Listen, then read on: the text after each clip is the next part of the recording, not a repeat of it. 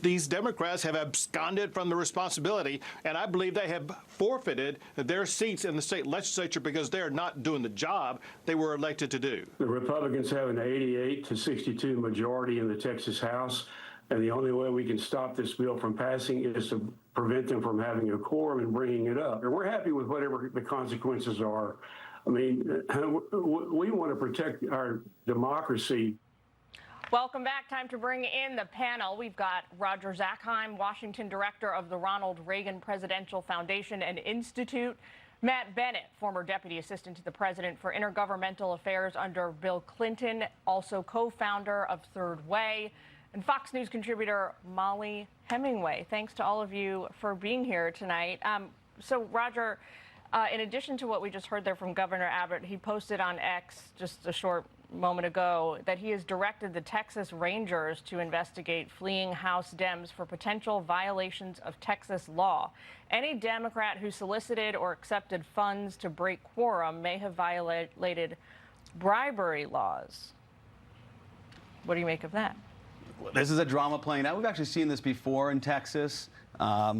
You know, gerrymandering is fundamentally a political affair. And so as we see Texas work this out, we had drama today also in New York with the governor saying she'll respond and do something as well. Ultimately, this is all heading to the courts, to the Supreme Court of the United States. And it's important to delineate something that Justice O'Connor, who is the last Supreme Court justice to have served in a state legislature, she was in the Senate in Arizona, who said, listen, gerrymandering is fundamentally a political affair, quote, it is a critical and traditional part of politics in the United States. This is politics. It belongs in the legislatures. The courts will come up if it addresses a constitutional issue like majority-minority districts and the 14th and 5th Amendments, Equal Protection Clause. But fundamentally, this is the drama that will play out in our body politic. Matt, Hakeem Jeffries, though, says that Texas Republicans are trying to rig the midterms. Take a listen to what he said earlier. This moment does require an extraordinary response, because this is an extraordinary act that Republicans have been ordered to undertake to try to gerrymander the Texas congressional map as part of an effort to rig the midterm elections. Republican governor of Texas is out of his mind.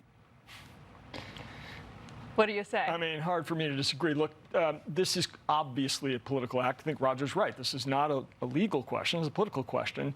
And the question is, do we want our politicians choosing their voters every few years, or do we want to go back to the system that we always had, which was after a census, there's redistricting, because you have to have that to reallocate after you get your new set of maps. But this is completely ridiculous. This is just an effort started by the Trump White House to try to add 5 seats to the Republican delegation in Texas. The president won 56.2% of the vote in Texas. They already have 71% of the House seats there. They're already massively overrepresented in their House delegation. If these new maps take hold, it'll be 79%. It's just a political game they're playing, and Democrats have got to try to find a way to fight back. So the real issue here actually is that Democrats have done a really good job with using their power in different states to maximize the number of congressional districts they can have. These Texas legislators fled to Illinois, one of the most gerrymandered states in the union. It's very difficult for Republicans we got a graphic there. to be elected there. You take a state like Massachusetts, which does, I think, had like 40% of the people voted for Trump, and not a single Republican in Congress. And so the real subtext of this issue is that Democrats have pretty much squeezed everything they can out of this type of redistricting in states that they control. Republicans, as per usual, are pretty late to the game, but they're trying to compete here as well. And so this is one of 2 major areas where Democrats get a systematic advantage. The redistricting that they've done so well in states that they control, but also because they get a number of extra seats because we count illegal aliens for congressional redistricting. And so in places with a lot of illegals, with a lot of cities, they're able to squeeze out, again, more seats vis-a-vis the Republican districts. And so this is an important battle, but the subtext here is really that Republicans are finally playing the game. All right, I want to make sure I talk to you guys about this, our top story tonight. Take a look at this from FoxNews.com. DOJ has launched a grand jury investigation into Russia conspiracy allegations. Attorney General Pam Bondi has ordered an unnamed federal prosecutor to initiate legal proceedings, and that prosecutor is expected to present evidence to a grand jury and ultimately secure a potential indictment. What's your response? This was Roger? destined to happen. I mean, this Yeah. is the political hot potato. We all knew. Yeah, I mean, this was. I'll tell you sort what of- cannot happen. The Attorney General cannot sit on this, given what the DNI passed over to the Department of criminal Justice. referral, Absolutely. And as a result, she has to take some action, and it will be put over to Article 3, and at which point both sides will be able to litigate against it and argue against it, but it's something that the Attorney General had to do, and it was just a matter of time. Matt, what's your response? I mean, look, they have succeeded in getting people like us to talk about this. They've changed the subject from the things they don't want to talk about, like the Epstein investigation, like the fact that the bill that they just passed is going to throw 12 million people off their health care, like the fact that the tariffs are going to 10 drive up million. prices. They don't want to talk about those things, so they're talking about this.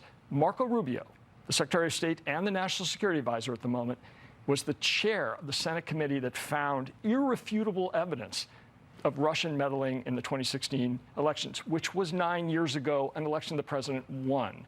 So the only reason we're talking about this is because they have to change the subject.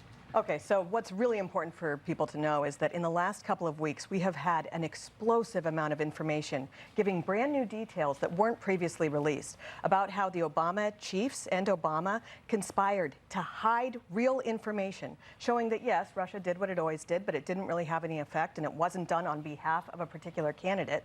You might remember that we spent years with the false claim that it was done to benefit Trump. We then had also that they manufactured intelligence and immediately leaked it to compliant media people, and then they had people within their agencies fighting so hard to keep these falsehoods and lies from getting out, and they were threatened with their jobs. They were told there was secret intelligence. We also learned what this supposed secret intelligence was. I mean, just absolutely explosive stuff that's brand new and that really does show that there was a very bad conspiracy. And so this investigation is good, and the people who were involved in it, which is a lot of the Democrat Party, should be scared. All right, panel, we could talk about this until, next week, but we got to leave it there. Thanks to all three of you for joining us. Great to have you.